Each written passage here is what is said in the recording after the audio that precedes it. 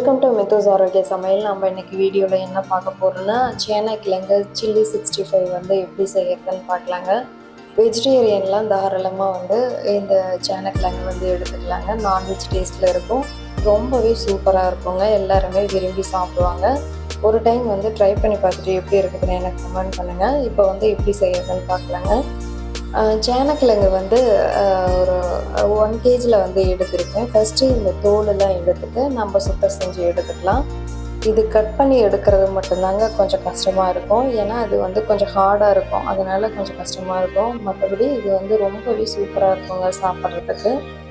நமக்கு எந்த ஷேப்பில் வேணுமோ அந்த ஷேப்பில் வந்து கட் பண்ணி எடுத்துக்கலாம். கொஞ்சம் அரிப்பு லைட்டாக வந்து அரிப்பு இருக்கும், ரொம்பலாம் இருக்காதுங்க. தேங்காய் எண்ணெயோ இல்லை கடலை எண்ணெயோ கைக்கு வந்து தடவிட்டு இந்த கிழங்கை வந்து இந்த மாதிரி நம்ம கட் பண்ணி எடுத்து தண்ணியில் வந்து சேர்த்துக்கலாம். கொஞ்சமாக வந்து உப்பு, மஞ்சத்தூள், கொஞ்சமாக வந்து புளி சேர்த்துட்டு குக்கரில் சேர்த்துட்டு அப்படியே ஒரு 2 விசில் விட்டு எடுத்துக்கலாங்க. விசில் வந்து வந்துருச்சுங்க. 70 to 80% வந்து கிழங்கு வெந்திருந்தால் போதும். ஓப்பன் பாத்திரத்துலேயே இதே மாதிரி நம்ம வேக வச்சு எடுத்துக்கலாங்க. இதுக்கு தேவையான அளவுக்கு வந்து நம்ம உப்பு சேர்த்துக்கலாம். ஆல்ரெடி நம்ம வேக வைக்கும் போதே நம்ம உப்பு வந்து சேர்த்துருக்கோம், அதனால் வந்து பார்த்து நம்ம உப்பு சேர்த்துக்கணுங்க. கடலை மாவு வந்து ஒரு 2 ஸ்பூனுக்கு வந்து சேர்த்துக்கலாம். சில்லி பவுட்ரு வந்து ஒரு 2.5 ஸ்பூன் வந்து சேர்த்துக்கலாங்க. இஞ்சி பூண்டு பேஸ்ட் வந்து ஒரு 1.5 ஸ்பூன் வந்து சேர்த்துக்கலாங்க. நம்ம காரத்துக்கு ஏற்ற மாதிரி மிளகாத்தூள் வந்து சேர்த்துக்கலாம். கார்ன்ஃப்ளவர் மாவு வந்து ஒரு 2.5 ஸ்பூனுக்கு வந்து எடுத்துக்கலாங்க. அரிசி மாவு வந்து ஒரு 2 ஸ்பூனுக்கு வந்து எடுத்துக்கலாம். அவ்வளோதாங்க இந்த சில்லிக்கு வந்து தேவையான பொருள்லாம். நான் வந்து இந்த சின்ன கப்பில் தான் வந்து நான் அந்த மாவுலாம் வந்து அளவெடுத்து வச்சுருக்கேன்.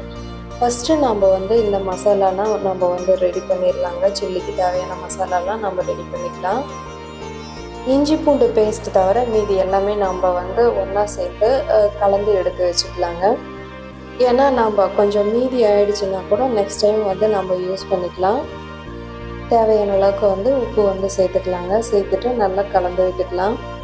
இந்த மசாலாவை நல்லா கலந்து விட்டுட்டு அதுக்கப்புறமா தான் நம்ம வந்து சேனக்கிழங்குல வந்து சேர்த்துக்கணுங்க. நல்லா கலந்து விட்டுக்கணும்.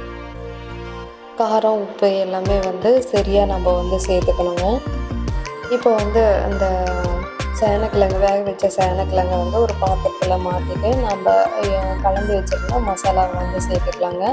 இடித்து வச்சுருந்தா இஞ்சி பூண்டையும் வந்து சேர்த்துக்கலாம். சேர்த்துட்டு நல்லா கலந்து விட்டுக்கலாங்க. கொஞ்சம் கொஞ்சமாக மசாலாவை சேர்த்துட்டு நல்லா கலந்து விட்டுக்கலாங்க. ட்ரையாக இருக்கிறதுனால லைட்டாக கொஞ்சமாக வந்து தண்ணி சேர்த்துக்கலாம். சேர்த்துட்டு நல்லா வந்து கலந்து விட்டுக்கலாங்க.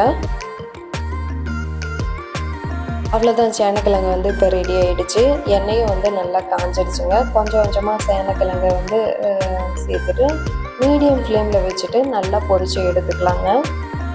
சூப்பரான சேனக்கிழங்கு சில்லி 65 வந்து ரெடி ஆகிடுங்க. இன்னும் கொஞ்சம் நேரத்தில் எல்லாருமே வந்து ரொம்பவே விரும்பி சாப்பிடுவாங்க. அவ்வளோ சூப்பராக இருக்கும். ஒரு டைம் வந்து ட்ரை பண்ணி பார்த்துட்டு எப்படி இருக்குதுன்னு எனக்கு கமெண்ட் பண்ணுங்கள். இப்போ தான் நம்ம சேனலை வந்து ஃபஸ்ட் டைம் பார்க்குறீங்கன்னா மித்துஸ் ஆரோக்கிய சமையலை வந்து லைக் பண்ணுங்கள், ஷேர் பண்ணுங்கள், சப்ஸ்கிரைப் பண்ணுங்கள். கூடவே பெல் ஐக்கானை வந்து ஆளுன்னு கொடுத்துட்டு கிளிக் பண்ணுங்கள். அப்போ தான் நான் போடுற எல்லா வீடியோஸும் உடனே உங்களுக்கு வந்து அப்டேட் ஆகும். ஹெல்த்தியாக சாப்பிடுங்க, ஹாப்பியாக இருங்க. தேங்க்ஸ் ஃபார் வாட்சிங்.